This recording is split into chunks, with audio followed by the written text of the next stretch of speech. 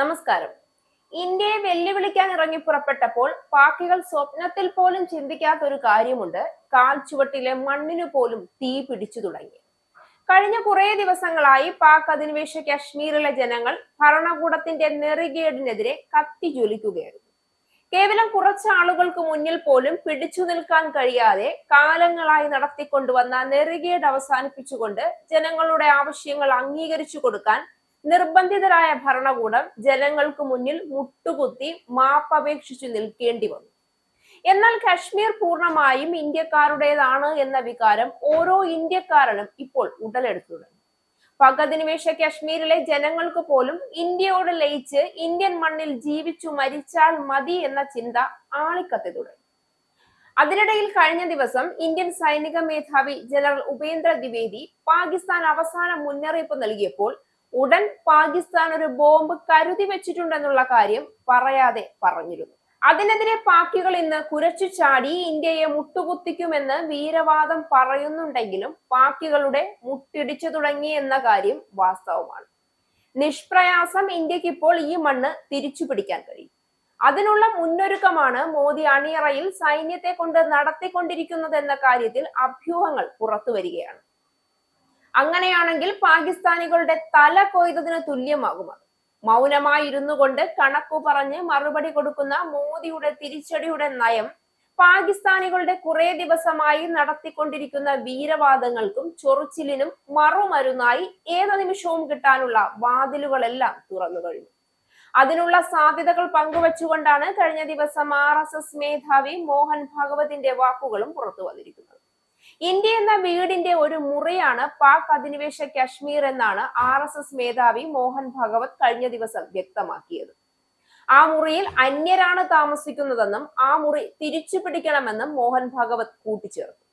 മധ്യപ്രദേശിലെ സത്നയിൽ നടന്ന ഒരു പരിപാടിയിലാണ് ഭഗവതിന്റെ ഇത്തരത്തിലുള്ള പരാമർശമുണ്ടായതെന്ന് വാർത്താ ഏജൻസിയായ ANI റിപ്പോർട്ട് ചെയ്തു. ഇവിടെ ഒട്ടേറെ സിന്ധി സഹോദരന്മാർ ഇരിക്കുന്നുണ്ട് എന്ന് പറഞ്ഞ മോഹൻ ഭാഗവത് തനിക്ക് അതിൽ വളരെ സന്തോഷമുണ്ടെന്നും അവർ പാകിസ്ഥാനിലേക്കല്ല പോയത്, അവർ അവിഭക്ത ഇന്ത്യയിലേക്കാണ് പോയത് എന്നും കൂട്ടിച്ചേർത്തു. സാഹചര്യങ്ങൾ തങ്ങളെ ആ വീട്ടിൽ നിന്ന് ഇവിടേക്ക് അയച്ചു എന്നും അതിന്റെ കാരണം ആ വീടും ഈ വീടും വ്യത്യസ്തമല്ല എന്നും ഭാഗവത് കൂട്ടിച്ചേർത്തു. ഇന്ത്യ മുഴുവൻ ഒരൊറ്റ വീടാണ്. പക്ഷേ എന്റെ മേശയും കസേരയും വസ്ത്രങ്ങളും സൂക്ഷിച്ചിരുന്ന നമ്മുടെ വീടിന്റെ ഒരു മുറി ആരോ എടുത്തു മാറ്റി. അവർ അത് കൈയടക്കിയിരിക്കുന്നു. വൈകാതെ എനിക്കത് തിരിച്ചെടുക്കണം എന്നാണ് അദ്ദേഹം ശക്തമായി ആവശ്യപ്പെട്ടത്. ഒരു തരത്തിൽ അത് മോദിയോടുള്ള രോദനം കൂടിയായിരുന്നു. പാക് ഭരണകൂടത്തിനെതിരെ തദ്ദേശവാസികൾ പ്രതിഷേധിക്കുന്നതിനാൽ പാക് അധിനിവേശ കശ്മീരിൽ സംഘർഷം നിലനിൽക്കുന്നതിനിടയിലാണ് RSS മേധാവിയുടെ ഈ പരാമർശം. സാമ്പത്തിക സഹായവും രാഷ്ട്രീയ പരിഷ്കാരങ്ങളും ആവശ്യപ്പെട്ടാണ് ആയിരക്കണക്കിന് പാക് അധിനിവേശ കശ്മീർ നിവാസികൾ അവാമി ആക്ഷൻ കമ്മിറ്റിയുടെ ബാനറിന് കീഴിൽ പ്രതിഷേധിക്കുന്നത്. പാക് സൈന്യം പ്രതിഷേധക്കാരുമായി ഏറ്റുമുട്ടിയതിനെ തുടർന്ന് പാക് അധിനിവേശ കശ്മീരിൽ ഇതിനോടകം 10 പേർ കൊല്ലപ്പെടുകയും 100-ലധികം പേർക്ക് പരിക്കേൽക്കുകയും ചെയ്തു. ധിർകോട്ടിൽ മാത്രം 4 പ്രതിഷേധക്കാരാണ് വെടിയേറ്റ് മരിച്ചത്. പാക് അധിനിവേശ കശ്മീരിലെ മുസാഫറാബാദ്, ദാദ്യാൽ, കൊഹാലയ്ക്ക് സമീപമുള്ള ചമ്യാദി എന്നിവിടങ്ങളിലും മരണങ്ങൾ റിപ്പോർട്ട് ചെയ്യപ്പെട്ടു. ചർച്ചകൾക്ക് പകരം അടിച്ചമർത്തലുകൾക്കൊരുങ്ങുന്ന പാക് ഭരണകൂടത്തിന്റെ നിലപാട് തന്ത്രപ്രധാനമായ ഈ മേഖലയിലെ സംഘർഷം കൂടുതൽ വഷളാക്കിയതാണ് വിലയിരുത്തൽ. സുരക്ഷാ ശേഷി വർദ്ധിപ്പിക്കേണ്ടതിന്റെ ആവശ്യകതയെക്കുറിച്ച് മോഹൻ ഭാഗവത് വ്യാഴാഴ്ച സംസാരിച്ചിരുന്നു.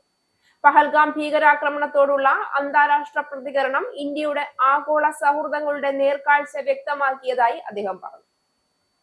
ഇന്ത്യയുടെ രാഷ്ട്രീയ നേതൃത്വവും സൈന്യവും തക്കതായ മറുപടി നൽകിയെന്നും ഇത് നേതൃത്വത്തിന്റെ ഉറച്ച നിലപാട്, സായുധ സേനയുടെ ധീരത, സമൂഹത്തിന്റെ ദൃഢനിശ്ചയം, ഐക്യം എന്നിവ പ്രകടമാക്കിയെന്നും അദ്ദേഹം കൂട്ടിച്ചേർത്തു.